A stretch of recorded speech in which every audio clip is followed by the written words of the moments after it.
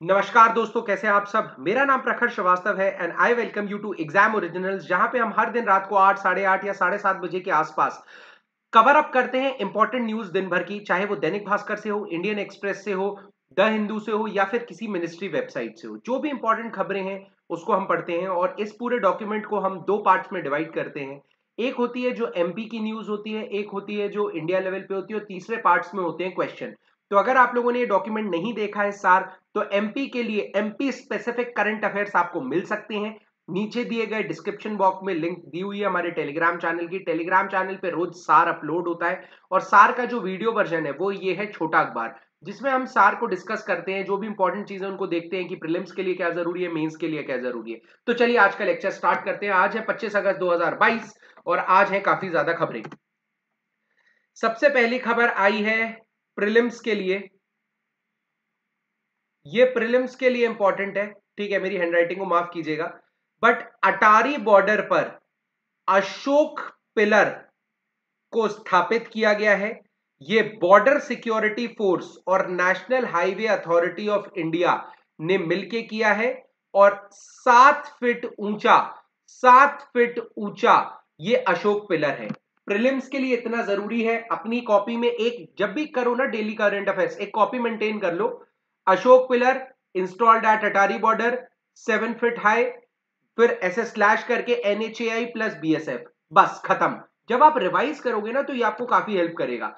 Second news आ रही है, MP के लोगों के लिए बहुत बड़ी खुशखबरी है। और ये प्रीलिम्स में जो क्वेश्चन आते हैं ना कि ये पर्सन किस स्पोर्ट से रिलेटेड है, वो पर्सन किस स्पोर्ट से रिलेटेड है, उस लेवल का क्वेश्चन है। तो हमारे यहां से दो लड़कियों ने इंटरनेशनल मेडल जीते हैं। पहली है प्रज्ञा सिंह। प्रज्ञा सिंह तलवारबाजी में है, यानी स्वॉर्ड्समैन में है, ठीक है, और इन्होंने सिल्वर मेडल जीता है कॉमनवेल्थ चैंपियनशिप में। और वहीं दूसरी ओर प्रियांशी सिंह, जो कि एक रेसलर है, उन्होंने ब्रॉन्ज मेडल जीता है वर्ल्ड रेसलिंग इवेंट में बल्गेरिया में। तो कॉमनवेल्थ चैंपियनशिप कहां हो रही है? लंदन में। पहला प्रीलिम्स का सवाल। प्रज्ञा सिंह किससे रिलेटेड है? तलवारबाजी। दूसरा प्रियांशी सिंह किससे रिलेटेड है? रेसलिंग। ये तीसरा सवाल हो गया। प्रज्ञा सिंह ने हाल ही में कॉमनवेल्थ चैंपियनशिप में कौन सा मेडल जीता? सिल्वर। चौथा। सिमिलरली ब्रॉन्ज मेडल के लिए पांचवा। ठीक है, ये दोनों किस स्टेट को या किस जगह को बिलोंग करती है, कहां से तैयारी करती है? तो दोनों टीटी नगर स्टेडियम मध्य प्रदेश भोपाल में रह के तैयारी करती है। ठीक है, दोनों ने 11-11 मेडल जीते हैं। प्रियांशी का ये पहला इंटरनेशनल मेडल था और क्या बोलते हैं, प्रज्ञा का ये दूसरा इंटरनेशनल मेडल था। इसके पहले ये सिल्वर एशियन कप में भी ला चुकी हैं। तो आपको जो प्रीलिम्स के लिए, देखो मेंस के लिए ये है कि भोपाल की लड़कियां या मध्य प्रदेश की लड़कियां जो है वो इंटरनेशनल लेवल पे मेडल जीत रही हैं और कहीं ना कहीं इंफ्रास्ट्रक्चर के नाम पे काम हुआ है। तो ये आपका मेंस का एक पॉइंट हो गया कि भाई प्रूफ करना है कि काम हुआ है, या सरकार काम करती है, या फिर इंफ्रास्ट्रक्चर हेल्प कर सकता है किसी भी एथलीट को ग्रो करने में। उसका सबसे बड़ा एग्जांपल है कि पहले जो एक भी मेडल नहीं आते थे इंटरनेशनल्स में मध्य प्रदेश की तरफ से वुमेन कैटेगरी में, अब आने लगे हैं, तो बड़ी बात है। और दूसरी ओर ये आ सकता है कि प्रीलिम्स के लिए प्रज्ञा सिंह किससे रिलेटेड है और प्रियांशी सिंह किससे रिलेटेड है। अगला आता है IIM इंदौर 4800 सिटीज को साफ रहने का लेसन देगा। तो IIM Indore will teach the lesson of cleanliness to 400 cities. कुछ नहीं है, मेन बस यही है।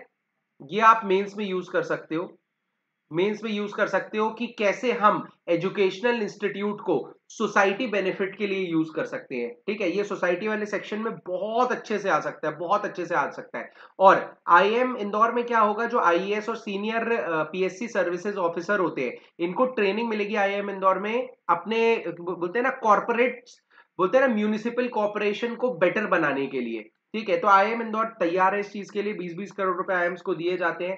3 साल का प्रोसेस होता है, 3 साल का टेन्योर होता है ये। बट इंपॉर्टेंट काम जो है यहाँ पर वो बस यही है कि एजुकेशनल इंस्टीट्यूट जो कि सिर्फ पढ़ाने का काम करता था, अब ये ट्रेनिंग का भी देने का काम करेगा, और किसी ऐसे वैसे को नहीं, सीनियर IAS ऑफिसर्स को। ठीक है, तो ये इंपॉर्टेंट है मेंस के लिए, प्रीलिम्स के लिए नहीं है।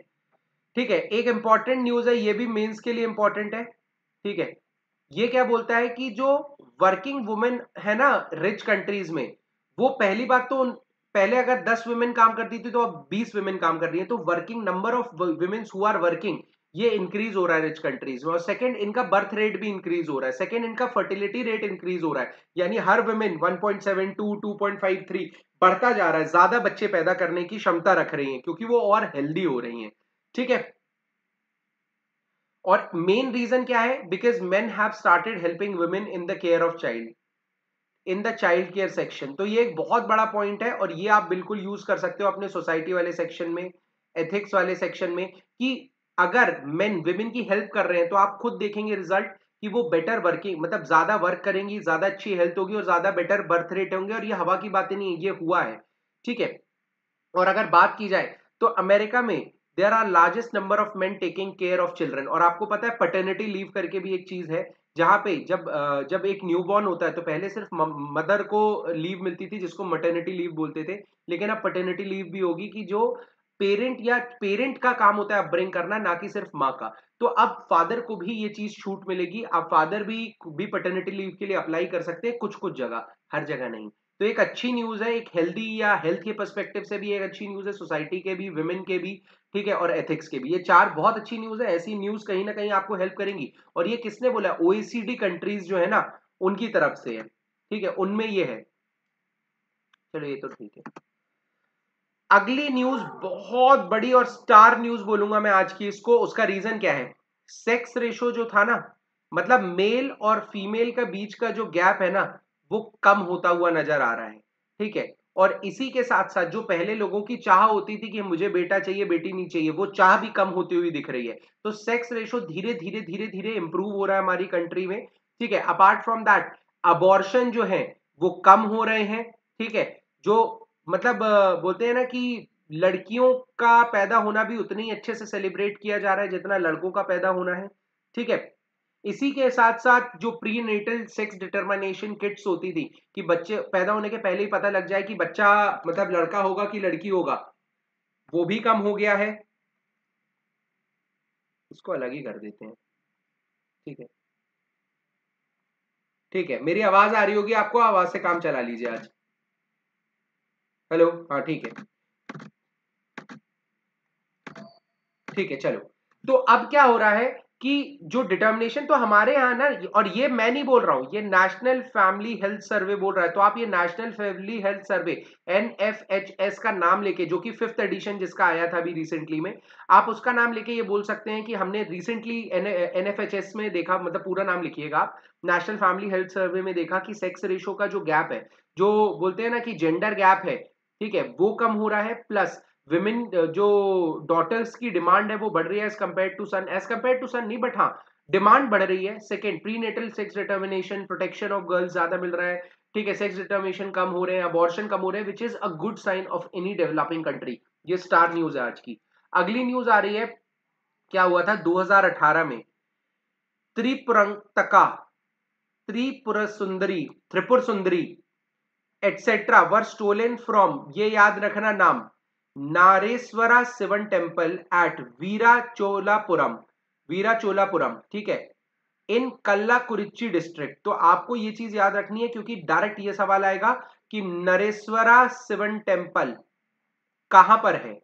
वीराचोलापुरम, कलाकुरिच्ची डिस्ट्रिक्ट। तो आपको ये स्टार करके याद रखना है, बस इतना ही आता है अगर बहुत टफ सवाल आया तो भी। और अगर आप ये मेंस में लिख रहे हो कि कैसे हम, देखो ऐसा तो है नहीं कि यूएस में अगर मिली है 6 आइडल तो वो हमें वैसे ही वापस कर देगा। इंडिया के रिलेशन यूएस से बहुत अच्छे हैं, इसलिए ये मूर्तियां वो वापस कर रहे हैं। तो आप इसको ग्लोबल ट्रेड में या फिर ग्लोबल कंट्रीज के रिलेशन से रिलेट कर सकते हैं कि हम इन चीजों के एक्सचेंज से अपने रिलेशंस बढ़ा सकते हैं। अब यूएस ने हमें ये दिया तो हम और अच्छे दोस्त बनेंगे यूएस के, क्योंकि यूएस में 6 मूर्ति मिली थी। किसमें? वहां पर एक बोल सकते हो आप, एक म्यूजियम है, उसके अंदर 6 मूर्तियां देखी गई थी, जो कि सेम वही मूर्तियां हैं जो 2018 में कंप्लेंट फाइल हुई थी कि 30 साल पहले जो चोरी हो गई थी। 1960s के समय में कुछ मूर्तियां वीराचोलापुरम टेम्पल से चोरी हुई थी और वही मूर्तियां वहां देखने मिली। अब हम बोल रहे हैं कि ये मूर्तियां हमारी हैं, तो वो दे देंगे क्या? नहीं देंगे,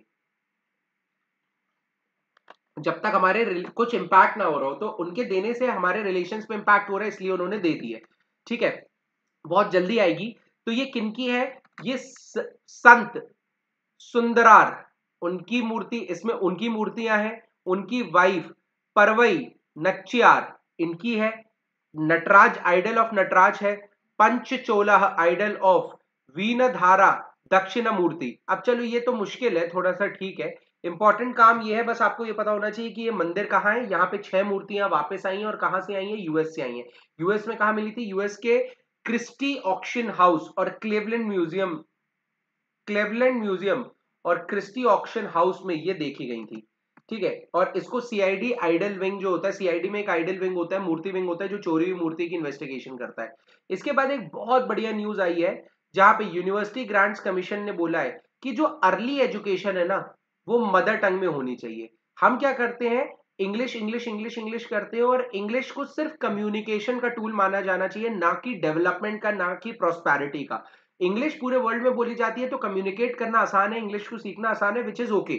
बट इंग्लिश कहीं भी आपको डेवलप या मोर प्रॉस्पेरस या मोर रिच या मोर बेटर पर्सन नहीं बनाती है। Second to that, regional languages में आप अगर बच्चे को सिखा रहे हो तो वो सीख जाएगा, इंग्लिश बाद में सीख सकता है। लेकिन अगर वो छोटे लेवल पे आपने उसको इंग्लिश सिखाई और रीजनल लैंग्वेज नहीं सिखाई, रीजनल लैंग्वेज बाद में नहीं सीखी जा सकती, because they are tough as compare to English. तो इसीलिए यूनिवर्सिटी ग्रांट कमीशन का मानना है कि आप रीजनल लैंग्वेज पे फोकस करिए, आप रीजनल लैंग्वेज पे फोकस करिए, इंग्लिश तो बाद में भी सीखी जा सकती है। ठीक है, that is number one very important thing. बाकी आप पढ़ सकते हो, और एक कमेटी भी बनाई गई है चीफ जस्टिस ऑफ इंडिया ऐसे बोबडे, श्री मतलब बोबडे साहब के अंदर। तो आप देखो क्या बोलती हैं ये। ठीक है, लेकिन हाँ, मेरा ये मानना है कि जो कॉलेजेस है ना, स्कूल कॉलेजेस, इनमें रीजनल लेवल में एजुकेशन होना बहुत ज्यादा जरूरी है, ये मेरा भी मानना है। ठीक है, इसके बाद एक मंडला आर्ट होता है, उसके बारे में पढ़ लो। मंडला आर्ट क्या होता है? उसमें नेचुरल चीजों से बनाया जाता है और सिर्फ 24 घंटे टिकता है मंडला आर्ट। तो ऐसा ही एक मंडला आर्ट लिवरपूल लंदन के एक पब्लिक पार्क में किया गया। तो इसीलिए इस साल के लिए, चाहे यूपीएससी हो, एमपीपीएससी हो, कोई भी पीएससी हो, ये टाइप का आर्ट बहुत ज्यादा जरूरी हो जाता है, क्योंकि हमने देखा UPSC and MPPSC they fantasise a lot about the art work. Art पे कुछ भी क्वेश्चन पूछ लेंगे ऊट पटांग। तो इसलिए मंडला आर्ट आप याद रखना, मंडला आर्ट नेचुरल चीजों से बनता है, और ये नाम आता है सौर्य मंडल से। तो ये 8 प्लैनेट्स, इस बेसिकली इस आर्ट में 8 प्लैनेट्स रहते हैं, सन रहता है, कॉन्स्टलेशन रहते हैं, इनके बारे में दिखाया जाता है, लेकिन नेचुरल चीजों का यूज करके, natural colour, leaves and all. ठीक है, कॉस्मोस या स्पिरिचुअलिटी से रिलेट करता है मंडल आर्ट। बस आपको मंडल आर्ट पता होना चाहिए कि क्या है। ठीक है, आप पढ़ सकते हैं, इसमें कुछ भी नहीं है। इसी के अलावा दिल्ली में एक ताल है, अनाग ताल, अनाग ताल। तो मिनिस्ट्री ऑफ कल्चर ने इसको मॉन्यूमेंट ऑफ नेशनल हेरिटेज का, मॉन्यूमेंट ऑफ नेशनल इंपॉर्टेंस का दर्जा दिया है। प्रीलिम्स के लिए सिंपल याद रहना चाहिए, अनंग ताल कहां पर है, अनंग ताल कहां पर है।